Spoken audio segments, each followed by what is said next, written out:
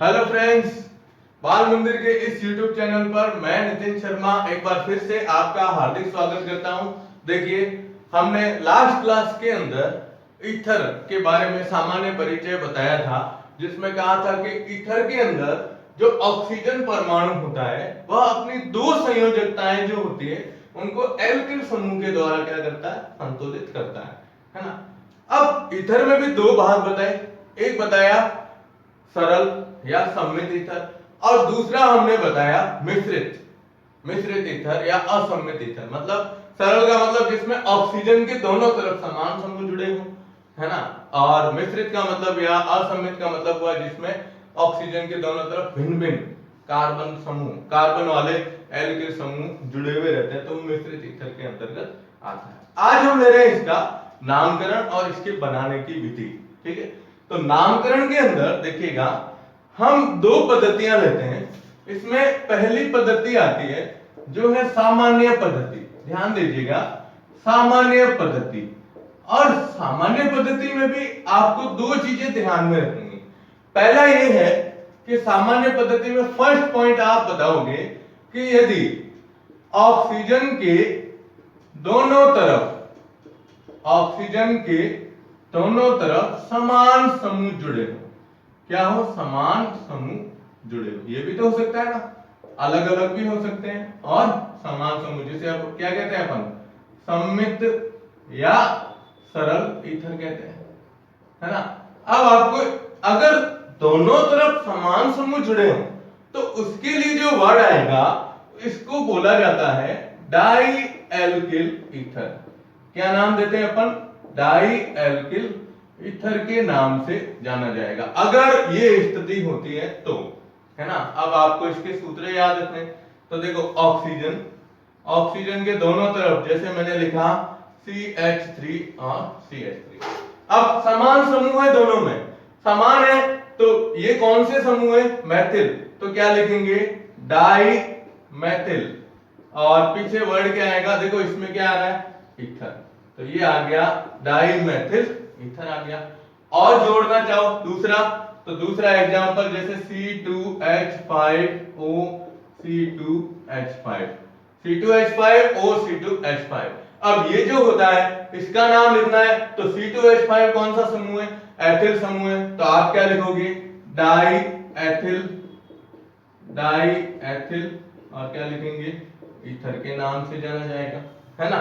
तो समान समूह है। अब जैसे ये आया, जरूरी नहीं है ये लो, यहां पर एक वलय, फिर ऑक्सीजन, फिर ये दूसरी वलय। अब दोनों तरफ वलय है, तो यहां जब ऑक्सीजन के साथ में दोनों वलय आएगी ना तो फेनिल समूह कहलाएगा, तो इसका नाम आ जाएगा डाईफेनिल। क्या लिखेंगे, डाईफेनिल। और क्या नाम देंगे आप इसे, ईथर, डाईफेनिल ईथर के नाम से जाना जाएगा। तो सामान्य पद्धति में पहला पॉइंट जो आता है अपना वो यही है कि अगर ऑक्सीजन के दोनों तरफ समान समूह जुड़े हो तो ईथर का जो नाम लिखा जाता है वो डाई एल्किल ईथर के नाम से जाना जाता है। ठीक है, आप इसका स्क्रीनशॉट ले लीजिएगा। ओके, अब दूसरा आता है कि यदि ऑक्सीजन के दोनों तरफ क्या हो, अलग अलग समूह जुड़े हैं, तब आप क्या करोगे, तो ये भी तो है ना कि दोनों तरफ अगर अलग अलग समूह जुड़े हुए तो कैसे नामकरण करोगे, और यही आपको सवाल पूछा जाता है। तो सेकंड पॉइंट आता है कि ऑक्सीजन के दोनों तरफ भिन्न भिन्न समूह जुड़े हों, भिन्न भिन्न समूह जुड़े हों। तो भिन्न भिन्न समूह जुड़े हो तो कैसे करेंगे आप, तो भिन्न भिन्न समूह में इसको यूं कहा जाता है कि अल्फाबेट के हिसाब से, अंग्रेजी वर्णमाला के हिसाब से इसका नामकरण किया जाता है। जैसे हम लिखते हैं ना ROR, अब इधर डैश लिख दिया, ठीक है ना, तो इसमें क्या करेंगे, अंग्रेजी या ये लिख देते हैं इंग्लिश अल्फाबेट के अनुसार पहले आने वाले पहला अक्षर, ये लिख सकते हो अंग्रेजी वर्णमाला या अंग्रेजी अल्फाबेट के अनुसार पहले आने वाले अक्षर के आधार पर कैसे करते हैं, तो अब देखो इसको कैसे लिखेंगे, आपको है ना अब अलग अलग समूह देंगे। जैसे एग्जांपल देखो आप, इसके एग्जांपल में जैसे ये लिखा हुआ है CH3OC2H5। अब इसमें देखो ये मिश्रित ईथर है, ये कौन सा है, मिश्रित, या हम इसको क्या कह सकते हैं, असममित। कौन सा, असममित ईथर है ना। अब क्या करना है, देखो ये है मैथिल समूह, ये है एथिल समूह, है ना। अब मैथिल को आप लिखते हो किसके द्वारा, M, इसको अपन लिखते हैं E के द्वारा। तो पहले कौन आया अल्फाबेट में, कौन आया, एथिल आया। तो पहले हम क्या लिखेंगे, एथिल, क्या लिखेंगे, एथिल, ठीक है। इसके बाद कौन सा आता है, मैथिल, तो ये मैथिल, और फिर क्या लिखेंगे, है क्या ये यौगिक, ईथर। तो ये अंग्रेजी वर्णमाला के हिसाब से लिखना है, एथिल मैथिल ईथर के नाम से जाना जाएगा, है ना। अब अगर यहां यूं लिखा हो, देखो दूसरा एग्जांपल C2H5 ये O, फिर CH2 CH2 CH3। अब आपको इसका नाम लिखना है, लिख सकते हो, चलो इसका नाम आप अपने आप लिखना, ठीक है। ये मैं आपको वर्ग के हिसाब से दे रहा हूं, ये दो समूह है। अब इसमें पहले कौन सा आएगा उसके हिसाब से आप खुद करोगे, ठीक है। अब आप ऐसा करो, पहले इसका स्क्रीनशॉट लो, फिर मैं इसके 2-3 और उदाहरण ले रहा हूं। हो गया, चलिए देखिए, अब ये आपको ध्यान रखना है, खुद करना है, ठीक है। चलिए अब देखो इसके 2 उदाहरण और है। जैसे हमने वलय ले ली, बेंजीन की जो वलय है इसके साथ जोड़ दी, जैसे ये आता है, ये बेंजीन की वलय, और इधर लिखा हुआ है OCH3। वास्तव में इसका जो नाम है, इसमें देखो एक वलय है, एक CH3 है। अगर आप इसको लिखोगे ना तो यूं लिखते हैं इसको, ये वलय O और CH3, इसको यूं लिख सकते हैं आप, ठीक है। इसका नाम जो है ना वो एविशॉल है। क्या नाम है, एविशॉल। कुछ किताबों में इसको एनिसॉल के हिसाब से भी दिया गया है। तो आपको ये दोनों नाम इसके अंदर ध्यान में रखने हैं, ध्यान दीजिएगा, इसका वास्तव में नाम ये है। अब इसके आधार पर नाम लिखना है, तो इसके आधार पर नाम लिखेंगे। तो देखो ये है मैथिल समूह, कौन सा है, मैथिल। ये है फेनिल समूह, ये कौन सा समूह है, फेनिल समूह है। तो अब आप इसका नाम क्या लिखोगे, पहले क्या आएगा, मैथिल, M से, फेनिल आता है P से, तो क्या लिखेंगे, मैथिल, मैथिल फेनिल, और क्या लिखेंगे, ईथर। क्या लिखोगे आप, ईथर। ये उदाहरण आपको याद रखना, ठीक है। और एक उदाहरण है, जैसे देखो आप यहां पर लिखा हुआ है CH3O CH CH3 और CH3। अब इसका भी कभी कभार नाम पूछा जाता है आप, ठीक है। अब देखो आप, ये ना, ये समूह, ये है मैथिल समूह, किससे शुरू होता है, M से। और ऑक्सीजन के इस तरफ जो समूह जुड़ा हुआ है, ये ना, ये लिखा हुआ है, देखो CH3 CH CH3, इसको कौन सा समूह कहेंगे आप, याद है, इसको हम बोलते हैं आइसोप्रोपिल। क्या नाम बोलते हैं, आइसोप्रोपिल। तो देखो आप, आइसोप्रोपिल, तो मैथिल शुरू होता है M से, और आइसोप्रोपिल शुरू होता है I से, आइसो, है ना। तो क्या लिखेंगे आप इसके अंदर नाम, बताओ, क्या बताओ, आइसोप्रोपिल मैथिल ईथर। क्या नाम लिखोगे, आइसोप्रोपिल मैथिल ईथर के नाम से जाना जाएगा। तो इसका नाम हम लिखेंगे आइसोप्रोपिल, आइसोप्रोपिल, और क्या लिखेंगे, मैथिल ईथर। क्या नाम लिखते हैं इसका, आइसोप्रोपिल मैथिल ईथर, ठीक है। तो ये सामान्य पद्धति है। इस पद्धति के अंदर आप क्या लिखते हो कि 2 है ऑक्सीजन के, अगर दोनों तरफ समान समूह जुड़े हुए तब तो क्या करोगे, समान समूह है तो समान समूह के हिसाब से तो डाई एल्किल ईथर, और अलग अलग है तो अंग्रेजी वर्णमाला में पहले कौन सा आता है उसके हिसाब से आपको नाम लिखना है। तो आप इसका स्क्रीनशॉट ले लो जल्दी से। ओके, अब हम लेते हैं इसकी दूसरी पद्धति जिसका नाम है आईयूपीएसी पद्धति। देखो आप आईयूपीएसी पद्धति में अपन इसमें ज्यादा नहीं ले सकते, उदाहरण इसके बहुत ही, एक तो क्या होता है लिमिट उदाहरण के अंतर्गत आता है, ठीक है, एग्जांपल इसकी लिमिट है। तो आप देखो आईयूपीएसी में इसको थोड़ा सा आपको याद रखना है, तो सेकंड लेते हैं अपन आईयूपीएसी पद्धति। आईयूपीएसी के अंदर क्या होता है देखिएगा, मैं आपको इसकी एक ट्रिक बताऊंगा, और 11th क्लास के अंदर मैंने ईथर के नामकरण की समीकरण भी बताई थी। तो आपके पास अगर 11th के नोट्स हो कार्बन वाले पार्ट के, तो उसमें देखिएगा ईथर का नामकरण किस तरह से दिया गया है। आईयूपीएसी में ईथर को एल्कोक्सी एल्केन कहते हैं। क्या कहते हैं? एल्कोक्सी एल्केन, एल्कोक्सी एल्केन के नाम से जाना जाता है, ठीक है।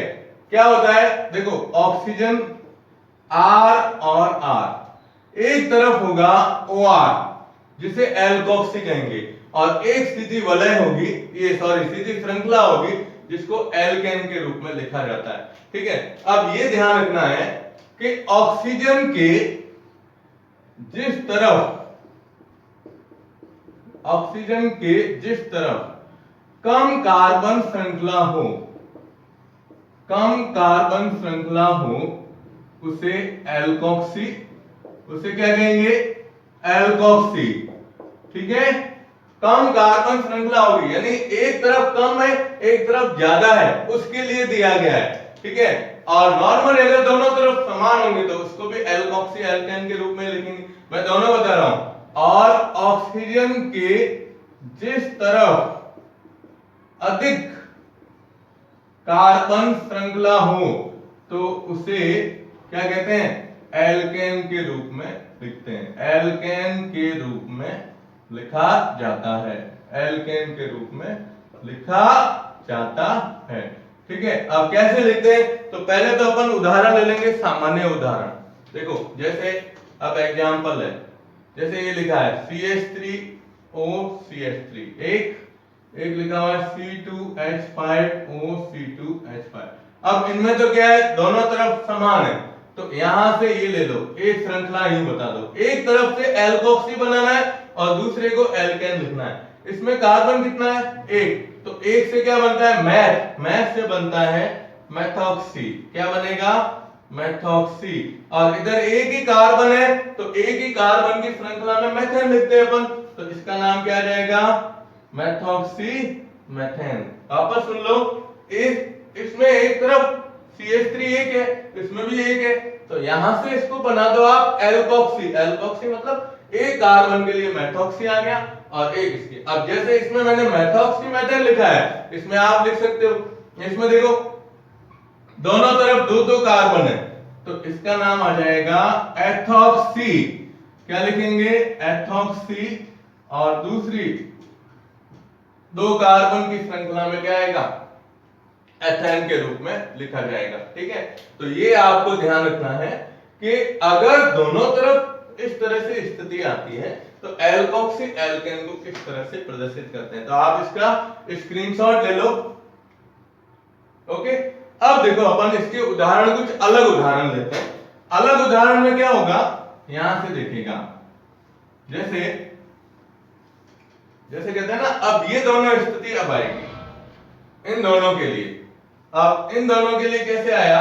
जैसे एग्जांपल आया, देखो CH3O C2H5, अब इसका नाम लिखना है, ठीक है। और एक उदाहरण अभी अपन ने लिया था CH3O CH3 और CH3, दो, ठीक है। ये दो उदाहरण है। अब आपको इसमें लिखना है कि कैसे लिखेंगे इसमें, तो लिखने का तरीका देखो आप क्या कह रहा है, ऑक्सीजन के जिस तरफ कम कार्बन श्रृंखला हो उसे। इसमें देखो आप, इधर एक कार्बन है इधर दो है ना, तो इधर एक कार्बन है तो इस पूरे को आप किसके रूप में लिखोगे? एल्कोक्सी के रूप में। ध्यान दीजिएगा, इधर एक कार्बन है तो इधर एक कार्बन के हिसाब से इसको किसके रूप में लिखेंगे, एल्कोक्सी के रूप में लिखेंगे। तो ये एल्कोक्सी, ठीक है। तो इसका नाम क्या आ जाएगा, मेथॉक्सी। क्या नाम आएगा, मेथॉक्सी। और दो कार्बन, अब ये बड़ी श्रृंखला है तो ऑक्सीजन के जिस तरफ अधिक श्रृंखला हो उसे एल्केन, तो दो कार्बन के लिए क्या लिखते हैं, एथेन।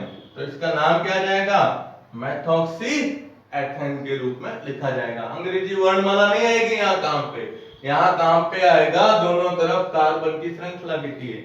अब इसमें देखो, इसमें श्रृंखला है एक कार्बन की, इसमें 3 कार्बन की श्रृंखला है, ये 1 2 3, ठीक है। अब यहां से नंबरिंग दो, कहीं से भी दो, यहां से पहले और दूसरे पे, इधर से भी पहले और दूसरे पे, 2 नंबर पे ये समूह जुड़ा होगा। अब CH3O है, छोटा समूह है। अब CH3O को अपन ने क्या नाम दिया था, मेथॉक्सी, तो इसका नाम आएगा मेथॉक्सी। लेकिन ये कितने नंबर कार्बन पे जुड़ा हुआ है, 2 नंबर पे, इसलिए क्या लिखेंगे, 2 मेथॉक्सी। और 3 कार्बन के लिए क्या आएगा, प्रोपेन। क्या नाम आएगा, प्रोपेन आता है। क्या नाम आएगा, प्रोपेन के रूप में लिखा जाएगा, ठीक है। तो यहाँ आपको ये 2 नाम ध्यान रखने। और एक एनिसॉल का उदाहरण ले लेते हैं। तो एनिसॉल में देखो आप क्या होगा कि बेंजीन की वलय है और इसके साथ में जुड़ा हुआ था OCH3, ठीक है ना। अब देखो श्रृंखला में देखते हैं तो ऑक्सीजन के एक तरफ 6 कार्बन वाली वलय जुड़ी हुई है और एक तरफ CH3 है। तो इस CH3 को एल्कोक्सी के रूप में लिखेंगे। तो इसका नाम ध्यान रखिएगा, इसका नाम आएगा मेथॉक्सी। क्या लिखेंगे, मेथॉक्सी। और ये वलय है किसकी, बेंजीन की, तो ये मेथॉक्सी बेंजीन के रूप में लिखा जाता है। तो ये इसमें आपको IUPAC इसके नाम ध्यान रखने के, एल्कोक्सी एल्केन क्या होती है, तो ऑक्सीजन के जिस तरफ कम कार्बन श्रृंखला है उसे एल्कोक्सी के रूप में और ज्यादा श्रृंखला वाले को एल्केन के रूप में लिखा जाता है। तो अब आप इसका स्क्रीनशॉट ले लो, फिर हम इसकी बनाने की पहली विधि की शुरुआत करते हैं,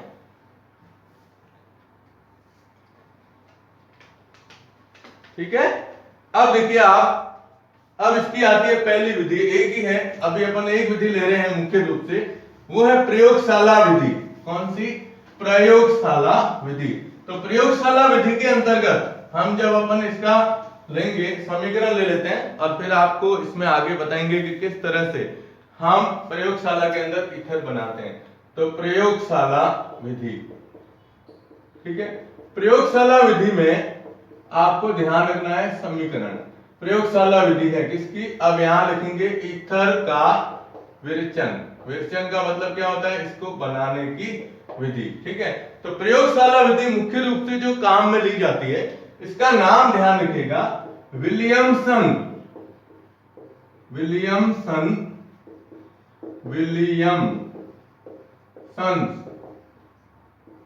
सतत संश्लेषण या सतत विधि के रूप में लिखा जाता है, यानी लगातार क्रिया इसके अंदर चलती रहती है। तो इसमें हम क्या करते हैं, एक तो लेते हैं एथेनॉल, ठीक है, और एथेनॉल की क्रिया हम करवाते हैं सांद्र सल्फ्यूरिक अम्ल से, H2SO4 से, ठीक है। और तापमान, जनरली तापमान इसका जो है ना वो 413 केल्विन के ऊपर होता है। लेकिन क्या होता है कि जब ये समीकरण हम लेंगे तो इसमें ध्यान रखिएगा कि 2 आयतन तो होते हैं किसके, एथेनॉल के, और एक आयतन किसका होता है, सल्फ्यूरिक अम्ल का होता है।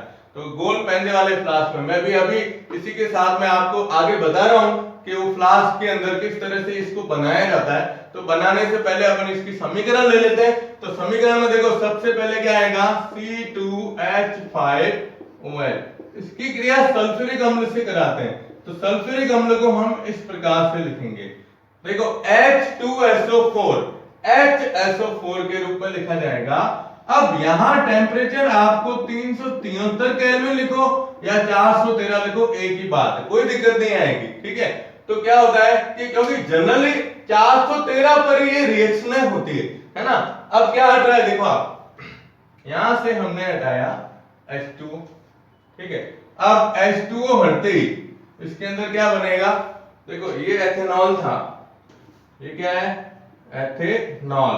तो एथेनॉल है, ये है अम्ल है, ठीक है, जल हटा, अब इसको जोड़ो तो क्या हटेगा, C2H5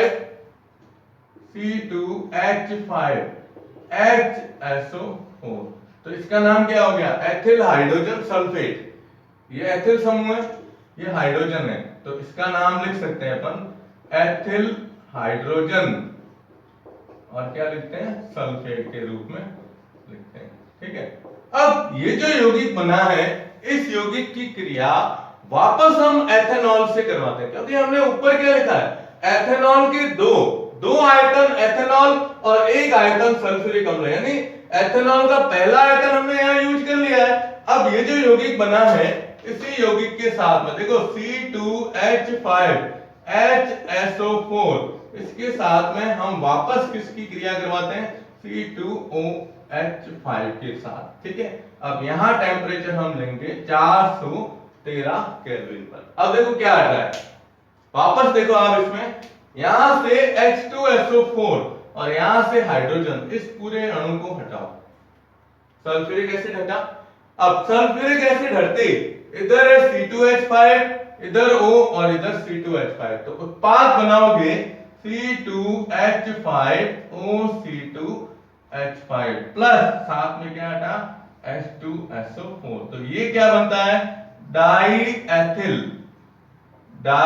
एथिल और क्या बनता है, ईथर बनता है। तो देखो इसमें पूछा जाता है कि प्रयोगशाला विधि जो है ईथर बनाने की, इस प्रयोगशाला विधि का या तो चित्र पूछते हैं, ठीक है, और चित्र नहीं पूछे तो फिर क्या करेंगे कि सीधा पूछेंगे कि इसकी प्रयोगशाला विधि कौन सी विधि के ऊपर दी गई है, तो नाम क्या होता है, विलियमसन सतत विधि। सतत विधि का मतलब क्या है कि इसमें देखो सल्फ्यूरिक अम्ल बन रहा है, और सल्फ्यूरिक अम्ल हम अभी जो चित्र लेंगे उस चित्र में बताएंगे कि सल्फ्यूरिक अम्ल जो होता है वो पेंदे के अंदर, इसमें गोल पेंदे वाले फ्लास्क, आसवन फ्लास्क के अंदर रहेगा, ऊपर से इसमें धीरे धीरे एथेनॉल भी लगातार मिलाते रहेंगे। तो एथेनॉल लगातार एक बिंदुपाती कीप आएगी, बिंदुपाती कीप से उसमें एथेनॉल को भी साथ में मिलाया जाता है। तो रिएक्शन लगातार चलती रहती है और ईथर किसके रूप में, वाष्प के रूप में हमें प्राप्त होता है। ठीक है, तो आप इसका स्क्रीनशॉट ले लो, फिर हम क्या करते हैं, इसकी प्रयोगशाला विधि का उपकरण, ठीक है, उपकरण बना के और फिर इसके साथ में इसको आगे बढ़ाते हैं। ठीक है,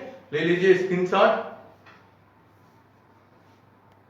देखो हमने ना अभी रासायनिक अभिक्रिया पढ़ी थी, है ना, प्रयोगशाला विधि के अंदर, तो उसमें क्या लिया था, एथेनॉल और H2SO4 की क्रिया बताई थी। अब वहां अभिक्रिया वास्तव में किस तरह से संपन्न होती है, तो इसके लिए आपको ये डायग्राम ध्यान में रखना है। ठीक है, इस डायग्राम के अंदर आप देख रहे हो ये आसवन फ्लास्क है, इस आसवन फ्लास्क के अंदर हमने 2 आयतन अल्कोहल और एक आयतन क्या भर रखा है, H2SO4 भर रखा है। वास्तव में क्या होता है, पहले इसमें अल्कोहल भर के रखते हैं, और यहां आप देख रहे हो ये बिंदुपाती कीप है, इस तरह की ये बिंदुपाती कीप जो होती है, इसमें से अल्कोहल को धीरे धीरे इसके अंदर क्या करते हैं, हम मिक्स करते रहते हैं। ठीक है, फिर क्या करते हैं, यहां से इस बर्नर को जलाएंगे, बर्नर को जलाने पर अल्कोहल और सल्फ्यूरिक अम्ल इन दोनों की परस्पर रासायनिक क्रिया होगी।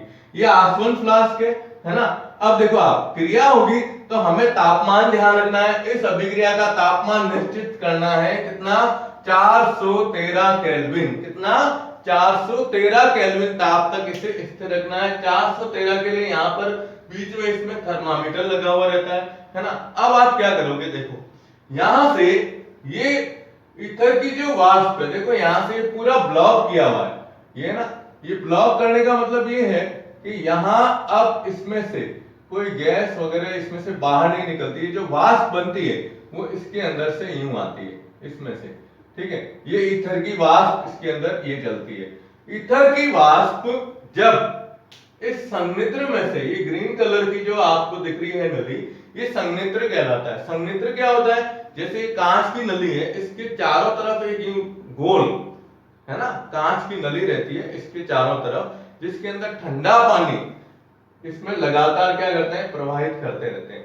तो ये वाष्प जो है ना 413 केल्विन ताप पर, मतलब गर्म है, गर्म वाष्प जब इस संघनित्र में से निकलेगी तो पानी जो ठंडा है, तो ठंड मतलब अंदर यहाँ पर तापमान बिल्कुल कम हो जाएगा, तो इसमें से कुछ वाष्प क्या हो जाती है, संघनित हो जाती है और द्रव अवस्था के अंदर परिवर्तित हो जाएगी। अब यहाँ आप देख रहे हो ये गोल पहनने वाला फ्लास्क है ना, इसको अपन ग्राही भी बोल सकते हैं। क्या बोल सकते हैं? ग्राही। और ये किसके अंदर रखा हुआ है? एक ऐसे पात्र के अंदर रखा हुआ है जिसके अंदर बर्फ और क्या है? जल है। बर्फ इसलिए रखी गई है कि इसमें से कुछ वाष्प तो संघनित हो जाती है, लेकिन कुछ वाष्प इसमें संघनित नहीं होती है। तो वो क्या होती है? वाष्प अवस्था के अंदर धीरे धीरे इसमें आती रहेगी। तो यहाँ पर भी बर्फ भरी हुई है, तो बर्फ भरी होने का मतलब क्या हुआ कि यहाँ का तापमान भी क्या हो जाएगा? कम हो जाएगा। और उस कम तापमान पर शेष बची हुई वाष्प जो होती है वो धीरे धीरे कौन सी अवस्था में? द्रव अवस्था के अंदर प्राप्त होती रहती है। तो ये द्रव अवस्था के अंदर इसके अंदर ईथर प्राप्त होता है। वापस सुन लो, आसवन फ्लास्क लेते हैं जिसमें ये दो अल्कोहल, दो आयतन, एक आयतन सल्फ्यूरिक अम्ल, इसमें मिक्स करके बर्नर से इसको गर्म करते हैं। ताप नियत रखना है कितना? 413 केल्विन। ठीक है। वाष्प बनेगी ईथर की, संघनित्र में से गुजरेगी, संघनित्र इसको क्या करता है? ठंडा करता है। ठंडा करने पर वाष्प जो होती है, यहाँ कुछ वाष्प इसमें क्या हो जाएगी? संघनित होकर द्रव अवस्था में बदलेगी और इसके अंदर एकत्रित होती रहेगी। और अगर मान लो वाष्प ये द्रव अवस्था में नहीं बदलती है और इसमें आएगी, तो यहाँ भी क्या रखा हुआ है? बर्फ रखी हुई। तो बर्फ के अंदर ये धीरे धीरे क्या होगा? तापमान इसका मतलब कम होने के कारण ये ईथर धीरे धीरे द्रव अवस्था में परिवर्तित होना शुरू होता है। लेकिन अब सुनिएगा, लेकिन मेन चीज ये आती है कि जो ये ईथर बन रहा है ना, इस ईथर को हम शुद्ध ईथर नहीं कह सकते। ये जो ईथर है इसमें मुख्य रूप से देखो, आप ध्यान दीजिएगा, एक तो होती है किसकी? अपने सल्फर डाइऑक्साइड गैस जो होती है, सल्फर डाइऑक्साइड गैस की अशुद्धि इसमें रहती है। किसकी? SO2 की। ठीक है। एक इसमें अशुद्धि रहती है H2O की, जल की। और कुछ मात्रा में इस वाष्प के अंदर एथेनॉल भी रहता है। ये तीन चीजें क्या है? इसमें अशुद्धि के रूप में पाई जाती है। किसके अंदर? इस ईथर में जो यहाँ एकत्रित हो रहा है। अब देखो आप, SO2 कैसे बनी? तो सल्फ्यूरिक अम्ल इसके अंदर था, है ना। सल्फ्यूरिक अम्ल में से कुछ मात्रा में SO2 बनी जो ईथर के साथ में मिक्स हो गई। जल हमने क्रिया बताई, क्रिया के अंदर भी देख सकते हो, तो पानी तो रहता ही है साथ में द्रव अवस्था के अंदर, ये अल्कोहल से। ठीक है। दूसरा SO2 आ गई, एथेनॉल। अब एथेनॉल भी इसमें अल्कोहल है जो एथेनॉल के रूप में रहता है। एथेनॉल है तो आपको भी पता है एथेनॉल वाष्पशील द्रव है ना। तो कुछ मात्रा, जैसे अपन इसको गर्म करते हैं तो कुछ मात्रा वाष्प अवस्था में, है ना, ईथर के साथ मिक्स होकर और इधर एकत्रित होती रहती है। तो ये एक मिक्सचर बनता है जिसमें ये तीन प्रकार की अशुद्धियां पाई जाती है। अब हमें लेना है कि इन तीनों अशुद्धियों को हम कैसे ईथर से पृथक करके और शुद्ध ईथर प्राप्त कर सकते हैं। ठीक है। तो आप इसका पहले एक स्क्रीनशॉट ले लो।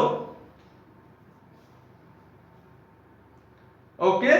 अब हम लेते हैं, इसमें मिटा देता हूं मैं, और आप ये जो डायग्राम है इसका खुद का यही फोटो मैं वीडियो के साथ में लास्ट में अटैच भी कर दूंगा। ठीक है। चलिए अब देखिए आप, अब हमें क्या करना है? इसमें जो ये तीन चीजें हैं, इन तीन चीजों को पृथक करना है, अशुद्धियों को। अब अशुद्धियों को पृथक करने के लिए यहां पर लैंग्वेज भी दी जाती है कि ईथर का शोधन, क्या करना? ईथर का शोधन करना, शुद्ध करना ईथर को। तो ईथर का शोधन करने के लिए देखो, ईथर का शोधन, अब ईथर का शोधन कैसे करेंगे आप? तो देखो, ईथर का शोधन करने के लिए सबसे पहले हम क्या करते हैं? हमारे को SO2 गैस इसमें से पृथक करनी है। तो हम क्या करते हैं? पहली चीज SO2 का पृथक्करण करना। इसका SO2 का, तो SO2 का पृथक्करण करने के लिए एक विशेष प्रकार की अपन कह सकते हैं पृथक्करण या पृथक्कारी कीप होती है। इस टाइप से, ये यूं, ये ना, ये इस टाइप से एक पृथक्कारी कीप होती है। ठीक है। यूं ब्यूरेट की तरह होता है आगे, ये इसमें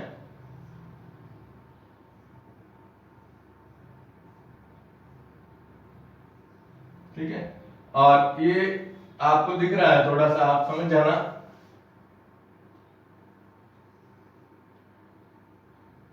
ठीक है। अब इस पृथक्कारी कीप के अंदर क्या करेंगे हम कि इसमें एक तो भर देते हैं NaOH, क्या भर रहा होता है NaOH का विलयन, ये NaOH विलयन इसके अंदर भर देते हैं और ये है क्या पृथक्कारी कीप, पृथक्कारी कीप है, ठीक है। NaOH भर दिया और फिर जो हमने प्रयोगशाला के अंदर जो हमने ईथर प्राप्त किया है अभी वह ईथर, तो NaOH जैसे यहां तक इसमें NaOH भरा हुआ है, ठीक है, और ऊपर इसके अंदर आपने भर दिया ईथर, क्या भर दिया ईथर। अब ईथर आपने इसमें भर दिया है, ठीक है, दोनों एक दूसरे के अंदर विलय तो होते नहीं, पृथक्कारी कीप का मतलब ही यही होता है। लेकिन क्या होगा कि जो इसके अंदर NaOH भरा हुआ है, ये NaOH इस ईथर के अंदर जो SO2 की अशुद्धियां हैं, जो SO2 की अशुद्धि है उस अशुद्धि को ये अवशोषित कर लेता है। NaOH क्या करता है, इसमें आपको ध्यान रखना है, NaOH द्वारा SO2 गैस की अशुद्धि जो होती है, गैस की क्या है अशुद्धि जो होती है उसको अवशोषित किया जाता है। क्या करेंगे, अवशोषित करती है, किया जाता है ना। अब देखो आप पृथक्कारी कीप में क्या हुआ, दो लेयर बनी, NaOH यहां तक है, ऊपर ईथर है ना, तो NaOH ने इसमें से SO2 गैस को सोख लिया, पीछे ईथर आ। अब आप इस पृथक्कारी कीप को खोल के यहां से यहां तक, जैसे ये लिक्विड है ना NaOH तक, ये इसमें से बाहर आएगा, इस कीप को बंद कर देंगे, यहां से बंद करते ईथर अलग हो जाएगा, NaOH अलग हो जाता है। तो पहला काम है हमारा SO2 को पृथक करना। तो SO2 को पृथक किसके द्वारा किया जाता है, पृथक्कारी कीप के द्वारा। तो आप इसका स्क्रीनशॉट ले लो, ठीक है। अब देखो आप दूसरी अशुद्धि है हमारे पास जल की, तो जल की अशुद्धि को दूर करने के लिए ध्यान दीजिएगा, जल की जो अशुद्धि है इस अशुद्धि को दूर करने के लिए, अब सेकंड पॉइंट आया हमारे पास जल, तो जल की अशुद्धि को दूर करने के लिए जो ईथर का विलयन है, ईथर का जो विलयन है, इस विलयन के अंदर हम कैल्शियम क्लोराइड मिला देते हैं। क्या मिलाते हैं, कैल्शियम क्लोराइड। और कैल्शियम क्लोराइड का काम है इसमें से जल को अवशोषित करना। क्या करना, जल को अवशोषित करना। ये जल को अवशोषित करता है। कभी भी हम कहते हैं ना, हमारे को जल को अवशोषण करना, किसी भी अभिक्रिया के अंदर, आप धातु कर्म के अंदर भी पढ़ोगे और इसमें भी आपको ध्यान रखना। तो कैल्शियम क्लोराइड एक प्याले के अंदर रख दो और नमी है चारों तरफ, जैसे एक बंद पात्र लिया, बंद पात्र कांच का पात्र लेके और उसके अंदर हमारे को पता है आर्द्रता तो रहती है, तो उसको कैल्शियम क्लोराइड को उस प्लेट के अंदर लेके उस पात्र के अंदर बंद कर दो, रख दो। तो थोड़ी देर बाद क्या होगा, उसके अंदर से जो जल है वो आप कैल्शियम क्लोराइड का पाउडर देखोगे ना तो बिल्कुल गीला हो जाएगा। लैब के अंदर भी जो कैल्शियम क्लोराइड रखा जाता है वो भी मतलब डिब्बा बंद है, लेकिन फिर भी क्या होता है, बिल्कुल लिक्विड स्टेट के अंदर हो जाता है, एकदम गीला। तो उसका रीजन क्या है कि वो उस डिब्बे के अंदर की जो वाष्प होती है उसको भी क्या कर लेता है, अवशोषित कर लेता है। तो ईथर का जो विलयन है उसमें कैल्शियम क्लोराइड अगर अपन मिलाते हैं तो ये जल को उसमें से क्या कर लेगा, अवशोषित कर लेगा और उसको अपन पृथक कर देते हैं, ठीक है। अब आपने इसमें से SO2 गैस निकाली, किसके द्वारा अवशोषित की, NaOH के द्वारा, ठीक है। H2O को अलग किया, किसके द्वारा, कैल्शियम क्लोराइड के द्वारा। अब पीछे क्या रहा, एथेनॉल। तो एथेनॉल वाला जो ये विलयन है ईथर का, किसका, ईथर का एथेनॉल वाला जो विलयन है, इस विलयन का हम क्या करते हैं आगे, ये थर्ड पॉइंट आ रहा है, देखो आप कौन सा, थर्ड पॉइंट। थर्ड पॉइंट हम लेंगे कि एथेनॉल वाला जो ये विलयन शेष रहता है ईथर का, उसका प्रभाजी आसवन किया जाता है। क्या करते हैं, प्रभाजी आसवन करते हैं। और प्रभाजी आसवन करने पर एथेनॉल जो होती है वह इसमें से क्या हो जाएगी, पृथक हो जाएगी और हमें शुद्ध ईथर इसके अंदर प्राप्त होता है। तो क्या हुआ, देखो पहले हमने शुरुआत की ईथर के बारे में। अब इस वीडियो में हमने क्या लिया, सबसे पहले ईथर का नामकरण, सामान्य पद्धति और कौन सी, IUPAC पद्धति। फिर ईथर बनाने की विधि, उसमें हमने पहले आज प्रयोगशाला विधि ली है। प्रयोगशाला विधि में आप बताओगे कि एथेनॉल जो होता है, एथेनॉल और साथ में क्या, सल्फ्यूरिक अम्ल, दो रिएक्शन आएगी। पहले अपने अलग अलग टेम्परेचर के ऊपर आई थी, है ना। तो पहली जो इसमें अभिक्रिया थी वो थी 373 केल्विन पर और दूसरी बताई थी 413 केल्विन पर, ठीक है। फिर उसमें हमने आगे लिया प्रयोगशाला चित्र, जो उपकरण का चित्र है। उपकरण का चित्र में हमने बताया ईथर प्राप्त हुआ है। ईथर कैसे प्राप्त हुआ, उसमें ये तीन अशुद्धियां होती है SO2, H2O और एथेनॉल। उसको अलग अलग हम क्या करते हैं, पृथक करते हैं। तो सबसे पहले SO2 को किसके द्वारा, NaOH के द्वारा, H2O को किसके द्वारा, कैल्शियम क्लोराइड के द्वारा, और पीछे बचा एथेनॉल जो इसके अंदर रहता है। तो एथेनॉल का विलयन, उसका हम क्या करते हैं, प्रभाजी आसवन करते हैं। तो प्रभाजी आसवन करने पर हमें क्या प्राप्त होता है, शुद्ध ये ईथर प्राप्त होता है। तो शुद्ध ईथर प्राप्त होना। अब देखो इस विधि में पहले हमने ये प्रयोगशाला उपकरण व्यवस्थित करके और फिर ईथर प्राप्त किया, फिर अलग से ईथर की क्या की है, अशुद्धियां पृथक की है। नेक्स्ट जो हम विधि लेंगे वो औद्योगिक विधि है। उस औद्योगिक विधि के अंदर इस प्रकार से उपकरण व्यवस्थित किए जाते हैं, बड़े बड़े कक्ष बनाए जाते हैं, जिसमें हमें अलग से, है ना, ये जो अशुद्धियां हैं, इन अशुद्धि को पृथक करने की जरूरत नहीं पड़ती है। वो उसी के अंदर जब रूटीन में जब जैसे आगे बढ़ेगा, वाष्प जो होती है धीरे धीरे आगे बढ़ती जाएगी हर कक्ष के अंदर से, तब ऑटोमेटिकली हमें शुद्ध मात्रा में क्या प्राप्त हो जाएगा, ईथर प्राप्त हो जाएगा, ठीक है। तो ये आज हमने लिया ईथर बनाने की पहली विधि। तो आप बाल मंदिर के इस YouTube चैनल को ज्यादा से ज्यादा सब्सक्राइब कीजिएगा। धन्यवाद।